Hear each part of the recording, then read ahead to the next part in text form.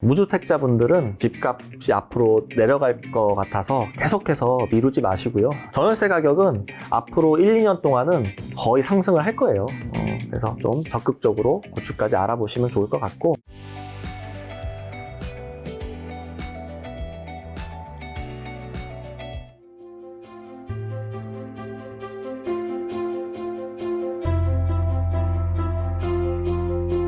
자, 그럼 무주택자들 내 집 마련 타이밍 뭐 어떻게 해야 될까요? 지금 이제 무주택자분들은. 무주택자분들은 선택을 하셔야죠. 결국 우리가 공짜로 집을 나라에서 주진 않잖아요. 그렇죠. 그러면 매매 아니면 전세 월세인데 저는 무조건 기다리는 것도 리스크가 있다고 봐요.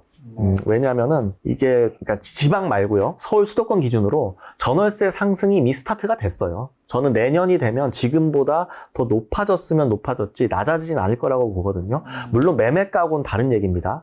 거주 비용이 상승한다는 뜻이에요. 그랬을 때 내가 소득이 받쳐준다면 당연히 그냥 렌트로 사는 것도 괜찮습니다. 하지만 저는 1주택은 꼭 하셨으면 하는 그런 바람이 있거든요. 어차피 거주 비용이 나갈 바에야 그렇다고 뭐 신규 분양만 기다리는 것도 조금 그렇고요.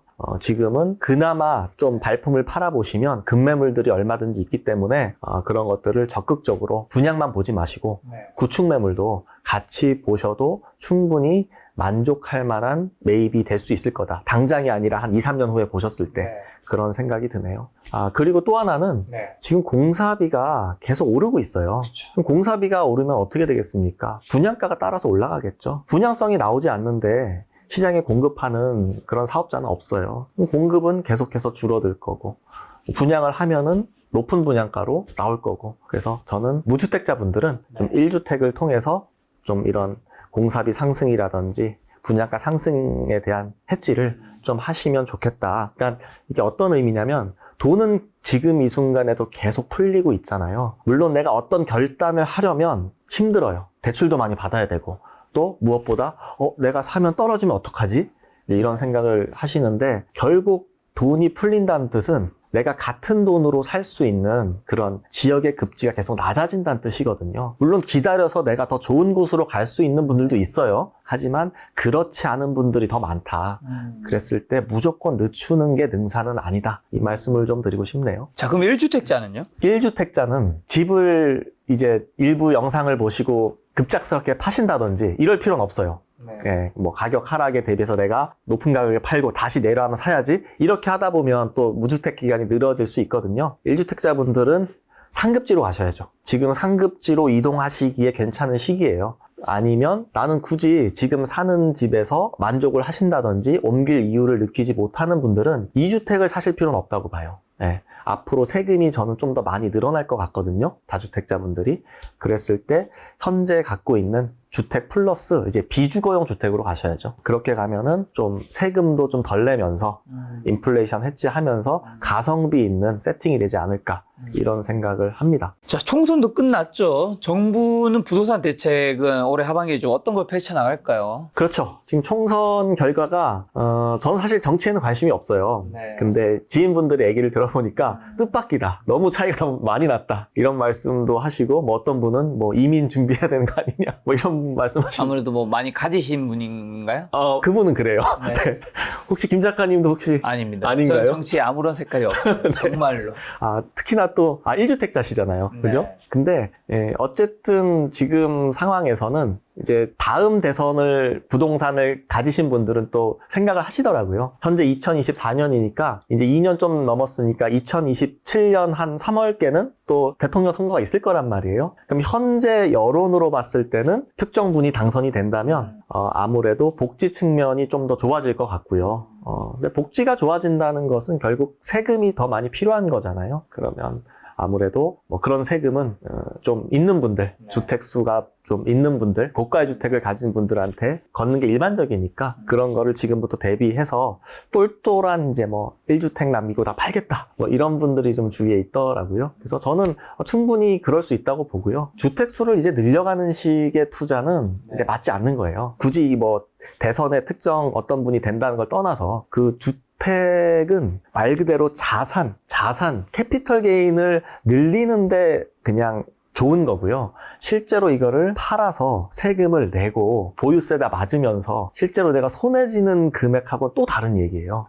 근데 앞으로는 내가 자산을 얼마 가졌어 보다는 실질적으로 내가 어떻게 어떤 지역에 살고 있고 현재 삶의 질, 수준이 어때? 이런 사용 가치에 대한 측면이 더 높아질 거라는 거죠. MZ세대, 뭐 G세대, 요즘 뭐 젠지세대라고 표현하잖아요. 젠지세대 분들이 실제로 집에 대한 욕구가 그렇게 없어요. 물론 돈이 없어서도 있지만 이분들이 나중에 돈을 잘 벌게 되더라도 굳이 내가 왜 그런 고가의 집을 사서 세금을 그렇게 내면서 가격 하락에 대한 부담을 안아야 되지라는 생각들을 많이 하고 있기 때문에 저는 그런 측면도 생각을 하셔야 된다고 봅니다. 자, 우리나라 이제 국민분들이 유독 부동산에만 70% 이상의 자산을 가지고 있는데 그런 분들에게 어떤 조언을 해주고 싶은 게 있으시다면요. 왜냐면 앞으로 인구 감소 고령화 시대에 부동산 자산이 너무 또 부담이 될 수도 있잖아요. 사실은 좀 어떻게 해야 될까요? 맞아요. 아까 말씀드린 것과 일맥상통한데요. 일단 1주택은 가지고 계세요. 이게 아무것도 아닌 것 같지만 이 거주 편익 측면에서 봤을 때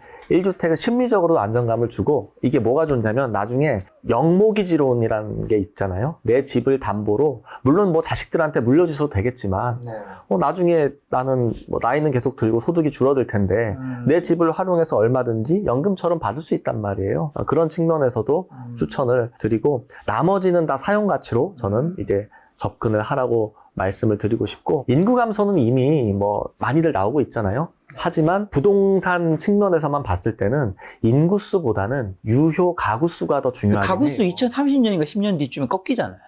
맞아요. 조영태 교수님이라고 네, 인구 되게 유명한 교수님. 유명한 교수님 계신데 제가 그분 실제로 그 강연에 가서 그 말씀을 들었거든요. 근데 2030년까지는 가구수가 줄어들지 않아요. 그렇죠. 예, 그리고 2030년이 이제 지나면 실제로 가구수가 줄어들기 시작을 합니다. 그래서 저는 2030년 이후로는 이제 부동산 투자는 좀 이제 안 하려고 생각을 하고 있고 실제로 그렇게 이미 마음을 먹고 있어요. 그럼 그 전에 가지고 계신 부동산들은 다 좀 처리하실 예정인 가요? 어떻게 좀 나눠드릴까요? 50% 할인 가격이 좀 주시죠. 50%요? 그건 좀 어려울 것 같습니다. 예, 경매로 사시는 게 나을 것 같아요. 근데 실제로 제가 가지고 있는 것들이 주거형 부동산보다는 수익형 부동산 쪽에 좀 더 치우쳐 있기 때문에 그런 것들도 더는 이제 막 늘리진 않을 생각입니다. 네. 자, 그리고 최근에 또 뭐 부동산 관련해서 뭐 사기라든가 피해 당하는 경우들이 있다면서요. 뭐 사기 워낙 많지만 최근에 좀 논란이 되는 것들에 대해서 그런 거 어떤 사건이 있었고 이런 거 당하지 않으려면 어떻게 되는지 좀 알려주신다면요. 바로 어제였을 거예요. 그 이제 경제신문인데 매일경제 기자님께서 모르는 번호로 전화가 오신 거예요. 제가 보통은 모르는 번호를 잘 안 받고 이제 저도 놀랬죠.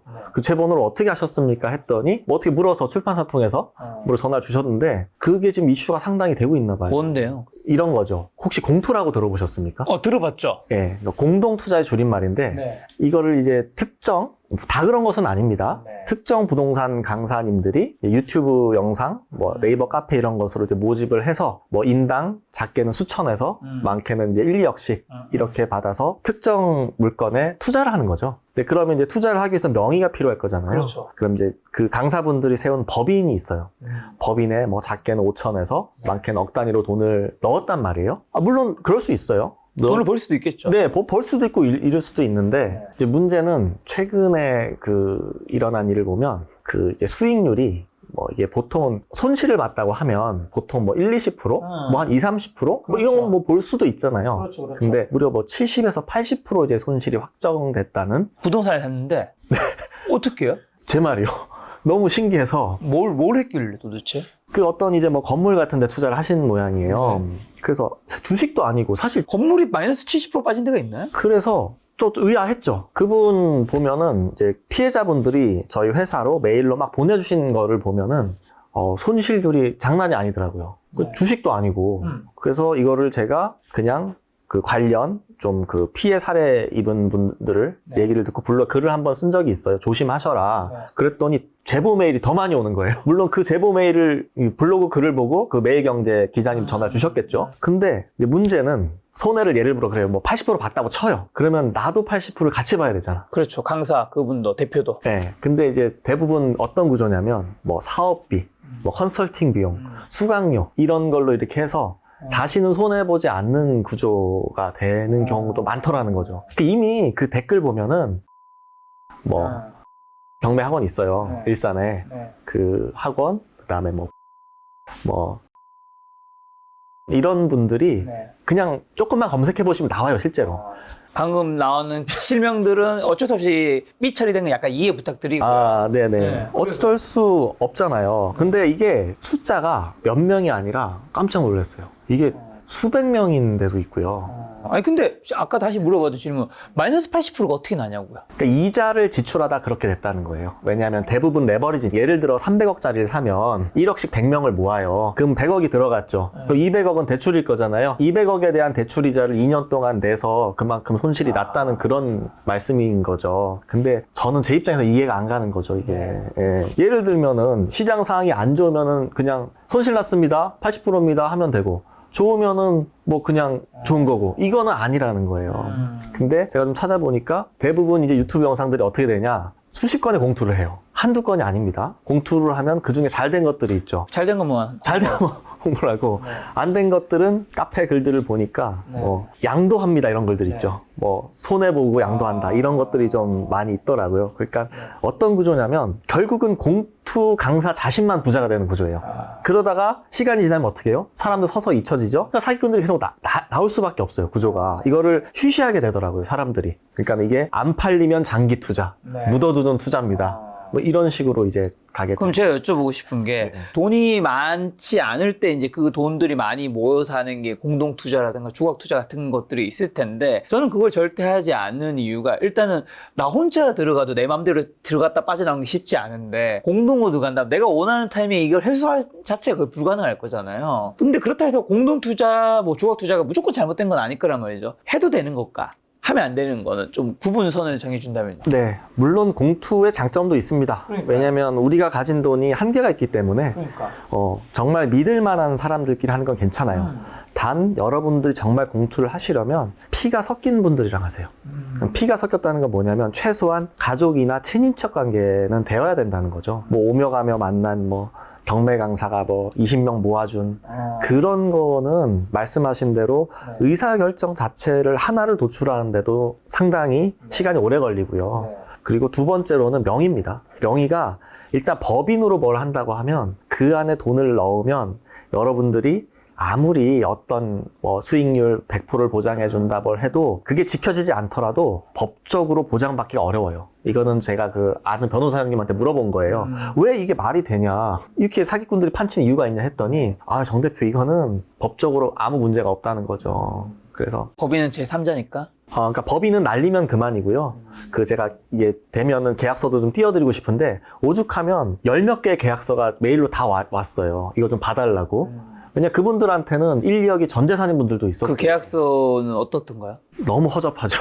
깜짝 놀랐어요. 허접하고 어쨌든 그 법적- 개인에게 굉장히 불리하게 되어 있겠네. 물론입니다. 이게 웬만한 유리한 거는 이제 다 써 있는 거죠. 그래서 이게 참 안타까운 구조입니다. 그래서 이 이슈가 지금 많이 나오고 있고, 그 제가 알기로는 이제 그 억 단위로 손해를 본 분들이 뭐 PD수첩인가에 뭐 제보를 한 모양이에요. 뭐 실제로 나올진 모르겠지만 김작가 TV 채널 많은 분들이 보시잖아요. 공투를 명확하게 정리하시죠. 법인에 돈 넣지 말고 피가 섞이지 않으면 하지 않으셨으면 좋겠습니다. 그러니까 공동 투자라고 하면 일단은 조심하셨으면 좋겠고, 그렇죠. 저는 플러스로 좀 계약서 같은 것도 좀 잘 확인하셨으면 좋겠는 게, 저도 워낙 많은 이제 사람들을 만나고 그 다음에 다양한 기업들, 뭐 금융권에 있는 회사들이랑 이제 제휴 같은 매질이 있잖아요.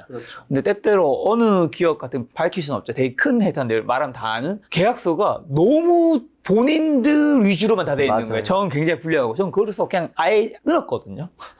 아니, 자기들 위주로만 돼 있고, 저는 모든 게 약간 불리한 구조돼 있길래, 나는 이런 회사랑 계약을 해서 돈을 벌 생각 없다. 저도 예전에 그런 생각 나네요. 그 모 플랫폼에서 이제 강의 제안을 받고 했는데 제가 한 거의 1년 동안 정산을 한 푼도 못 받았어요.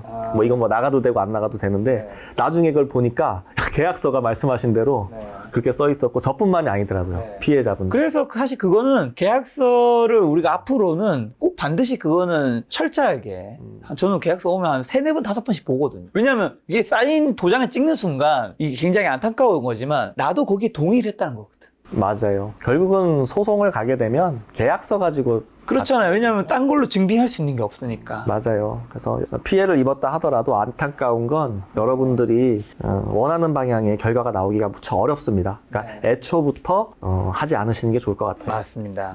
자, 2024년 한국 부동산 시장에 찾아올 주요 변화랑 투자 기회 좀 찝어주신다면요. 무주택자분들은 너무 집값이 앞으로 내려갈 것 같아서 계속해서 미루지 마시고요. 일단 전월세 가격은 앞으로 1, 2년 동안은 거의 상승을 할 거예요.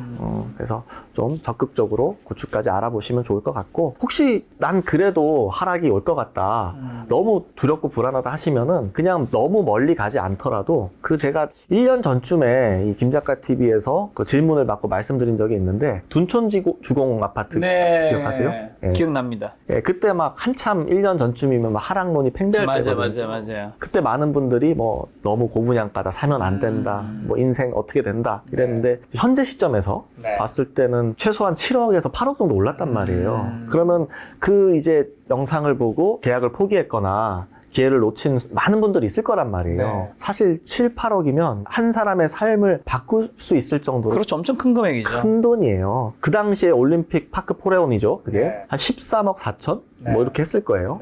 지금 한번 시세를 보시면 생각보다 막 우리가 막 그렇게 원하는 대로 거기서 막 물론 하락하면 더 하락할 것 같기는 해요. 또 오르면 더 오를 것 같기도 하고. 지금 얼마 됐는데? 지금 이제 입주권이 20억이 조금 넘는 금액에 거래가 됐습니다. 21억? 물론 이게 뭐 지하철역에서 조금 가깝고 멀고 동에 따라 차이는 있는데 19억에서 20억 정도 될 거예요. 그러면 이게 금액이 벌써 이게 오래전 얘기가 아니잖아요. 그래서 이 심리는 생각보다 빠르게 변한다. 그때 너무 내가 하락론이면 하락론에만 이렇게 영상을 보게 되고요. 상승론자는 또 상승론에만 매몰돼서 보게 돼요. 그게 이제 알고리즘인데, 사실 알고리즘이 제일 무섭거든요. 사람은 내가 원하는 말만 듣고 싶어 하잖아요. 그래서 저도 그런 거를 상당히 경계를 하려고 노력을 합니다. 투자를 하란 말씀이 아니에요. 투자는 2주택부터 해요. 1주택까지는 투자가 아니니까 조금 마음 편하게 접근을 하시면 좋을 것 같습니다. 자, 그럼 이제 마지막으로 하시고 싶은 말씀이 있다면요, 혹시? 많은 분들이 집값 상승할지 하락할지 궁금하시잖아요. 예, 저도 근데 계속 뭐 트렌드도 바뀌고 시장 상황이 계속 바뀌어서 계속 보고 있어요. 보고 있는데 어쨌든 2025년, 내년 2026년 공급 부족은 변수가 아니라 상수라고 봐요, 저는. 수요 공급의 원리에서 벗어날 수 있는 상품은 없거든요. 그래서 저는 자신이 분양받을 상황이 아니면은 조금 적극적으로 뭐 기축이라도 좀 보시길 추천을 드리고, 투자가 아닙니다. 1주택자분들, 무주택자분들 말씀드리는 거예요. 그리고 이런 거죠. 그러니까 내가 집을 사면 계속해서 상승 방송만 보고 싶고, 내가 집이 없으면 계속해서 폭락하는 영상만 보고 싶거든요. 근데 이거를 간과하시면 안 돼요. 계속해서 내가 원하는 말만 들으려고 하면 어쨌든 팩트에서 자꾸 멀어지게 되는 구조란 말이에요. 일단 어떤 분이 그런 말씀을 하셨는데, 목적지에 가기 위해서는 현재 내 위치부터 정확하게 알아야지 갈 수 있는 거잖아요. 근데 내 위치 파악이 안 되면 당연히 목적지에 갈 수가 없겠죠. 제가 그 얘기했어요. 맞아요. 사석에서. 그 흔히 말한 뭐냐면, 정확한 내용은 우리가 어디 내비게이션에 도착지를 찍으면 우리가 그 도착지를 처음 가는 길에서 잘 갈 수 있는데 그 이유는 도착지가 찍혔기 때문인 것도 있지만 그 전에 내비게이션은 시작점을 잡아주니까. 제가 김 작가님 좋아하는 이유 중에 하나가 자기 객관화가 너무 잘 돼 있어. 진짜 최고예요, 최고. 뭐 다른 거는 모르겠는데 최소한 자기 객관 너무 잘 돼 있어서 제가 그런 측면에서 너무 부럽거든요. 어쨌든 그 말씀이 제가 떠올라서 말씀을 드렸고, 어쨌든 집 팔았거나 살 여력이 안 되면 폭락 영상을 보고 싶은 게 인간의 본성이에요. 그렇죠. 예, 어쩔 수 없거든요. 하지만 삶이 바뀌지 않는다. 그래서 위로받고 싶으면 그냥 계속 보시면 됩니다. 나는 그냥 마음의 평화를 원해. 내가 보고 싶은 거 보시면 돼요. 근데 위로 올라가려면 현실을 좀 정확하게 알 필요가 있어요. 물론 아픕니다. 저도 상당히 아파요. 뭐 제가 뭐 상승한다고 주장해서 뭐 저한테 득이 될 게 있나요? 저도 강남에 집이 없어요. 분명히 말씀드립니다. 강남, 서초에 집 없습니다. 아무 득이 될 건 없지만 제가 알고 싶은 것은 현재 시장 상황의 팩트예요. 그래서 좀 여러분들이 좀 내가 너무 원하는 정보만 찾지 않아 주셨으면 좋겠다.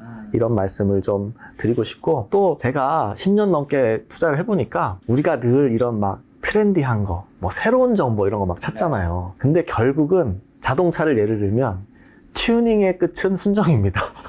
결국 진실은 되게 단순한 데 있어요. 그냥 사람들이 계속 얘기해왔던 거, 그냥 생각보다 진실은 정말 단순하니까 꾸준히 무언가를 하면 삶이 좀 달라지지 않을까. 그런 생각이 들고요. 또 마지막으로 지금 제가 사실은 오늘 좀 비중을 좀 낮추긴 했는데 공투사기 관련해서 너무 많은 분들이 문의를 하셔서 제가 다루려고 했으나 시간 관계상 많이 줄였거든요. 혹시라도 여러분들이 공투사기를 실제로 당하셨거나 아니면 조금 뭔가 이상한 힘새가 보인다 하시는 분들은 본 영상에 댓글들을 달아주시고 더 이상의 피해자가 발생하지 않도록 이렇게 좀 공유를 해주시면 좋을 것 같습니다. 네, 많은 분들이 여러분들의 소중한 자산을 좀 잘 지키셨으면 좋겠다는 생각이 들고요. 그 시작은 일단 가장 중요한 계약서부터 한번 확인하는 거다. 이 계약서는 과연 상대방한테만 유리한지 나한테도 좀 위험한 상황이 닥쳤을 때 나를 지킬 수 있는지도 한번 확인해 보셨으면 좋겠고 뭐 앞으로 하반기 집값 떨어진다고 얘기하시는 분도 있고 오른다고 얘기하는 분도 있지만 제 생각에는 그 뭐 누구라도 완벽히 맞출 수는 없겠지만 확실한 거는 지금 어쨌든 떨어진다 하더라도 만약에 지금 경매로 집을 한 10에서 30% 정도 싸게 살 수 있다면 지금 뭐 10에서 20% 떨어진다 해도 내가 그것보다 더 저렴하게 산 게 아닌가. 버틸 수 있는 힘이 좀 강해지는 거죠. 내려간다 하더라도 30%까지 조금 어렵습니다. 네. 그래서 지금 같은 시기가 참 경매를 공부하기에도 경매를 하기에도 좀 좋은 시기가 아닌가. 너무 좋은 시기죠. 네. 다음번에 또 정민희 대표님 모시고 경매에 관한 좋은 이야기 한번 들어보도록 하겠습니다. 오늘 만나요 손님은 정민희 대표님이었습니다. 지금까지 소중한 시간 함께 해주셔서 정말 감사합니다. 오늘도 김 작가였습니다. 네, 고생 많으셨습니다. 감사합니다.